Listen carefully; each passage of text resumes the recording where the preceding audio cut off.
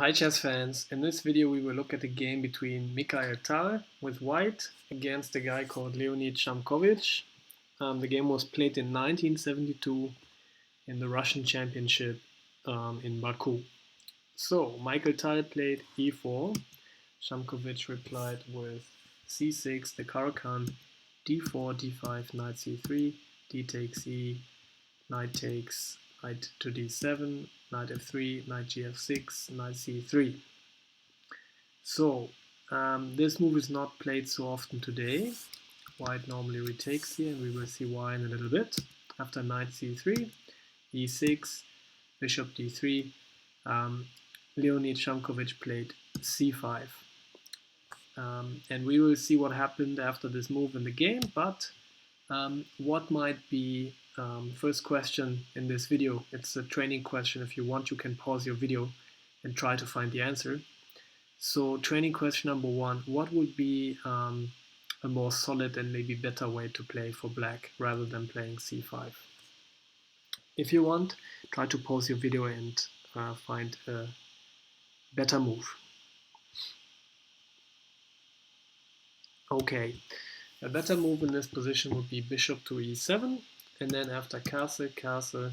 Turns out this knight is not so good here because it hinders white's ability to put pressure here with the pawns, for example.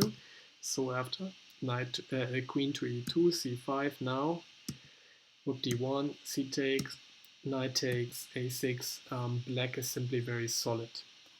Okay. But black played c5 here, which allowed white to continue his development. Black was first playing c6 and then c5, losing time. So white followed a similar setup, also the queen to e2, and after c takes d, knight takes, bishop c5, knight to b3, bishop goes back to d6, bishop g5, a6, long castle.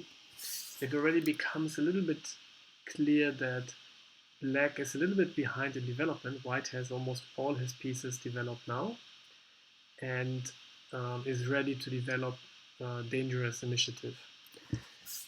Okay, so maybe black should castle here, but black is already a little bit behind development anyways. So black played queen c7, and after king b1, putting the king to safety, now black castled.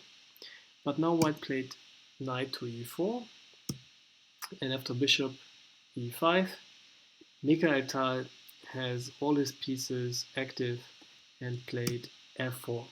So training question number two, what is the purpose behind this move? Can black not simply take out here? So what is the purpose behind this move f4? If you want, pause your video.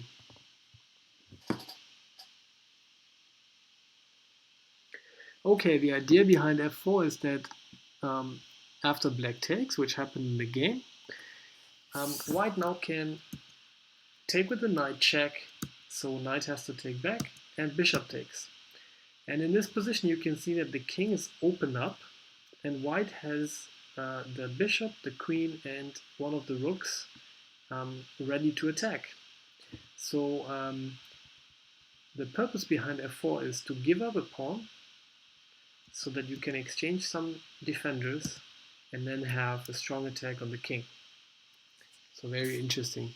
And it turns out white can even activate his attacking pieces with tempo. Queen to g4 is check, so black has to react. Rook to f1 is attacking the bishop, so the bishop has to move. So also this move had to come with a tempo. After e5, probably black was afraid that the light squares would become a bit weak, but after f5, bishop takes, queen takes, white is a little bit better, has won back the pawn, but probably this position would be also playable for white, but maybe a little bit dangerous as well. You don't want to play e5 and weaken your light squares. Okay, so bishop to e5, and now Mikhail Tal took bishop takes h7. And training question for this video again, can the black king retake this bishop? Is it possible to retake the bishop?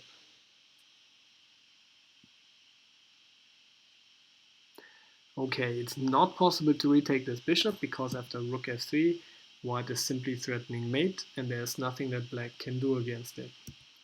So that's why black played f5, and again white has sacrificed one pawn and exchanged a few pieces and already won back this pawn. So now after queen h4 threatening a discovered attack, black is already in big trouble playing king g7 and rook f3. So now in this position, what is white threatening? It's not rook g3 because this square is protected by the bishop and queen, but what is white threatening? Next training question. If you want, pause your video for a moment.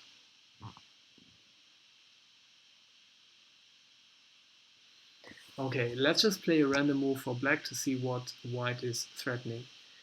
White is threatening queen g5 check, and after king h8 only move, bishop takes f5, threatening again mate with the rook, and there's nothing that black can do against it. That's why after rook f3, black had to play rook e8, creating a getaway square for the king. And now Mikhail Tal with white played g4. And next training question, what is white threatening now? You want, pause your video.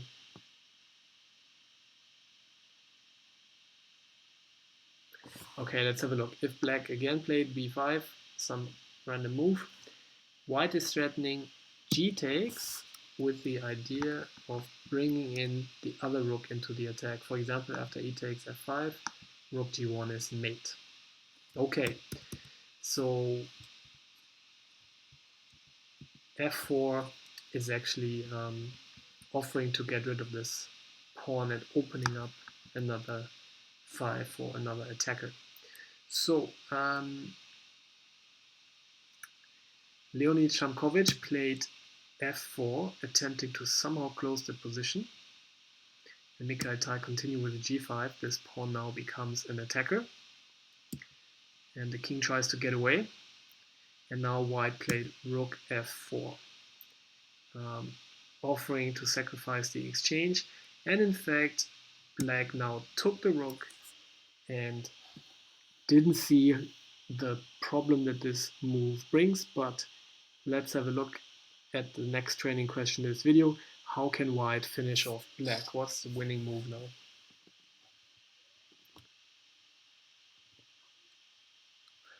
Okay, let's look at forcing moves. White has queen h6 check, and after king e7, queen f6 check, king f8 only move, and now g6, threatening mate.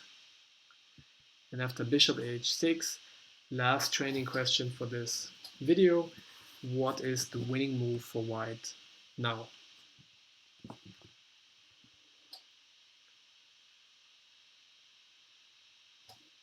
Okay, the winning move is rook f1,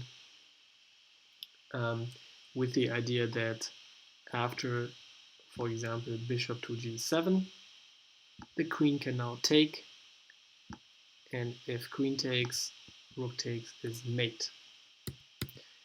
So white is threatening taking with the queen, and there's really nothing that black can do against it. If, for example, rook moves to the side, white is also threatening queen h8. I mean, the rook moves to the side so that after queen take, rook takes, the king has another escape square.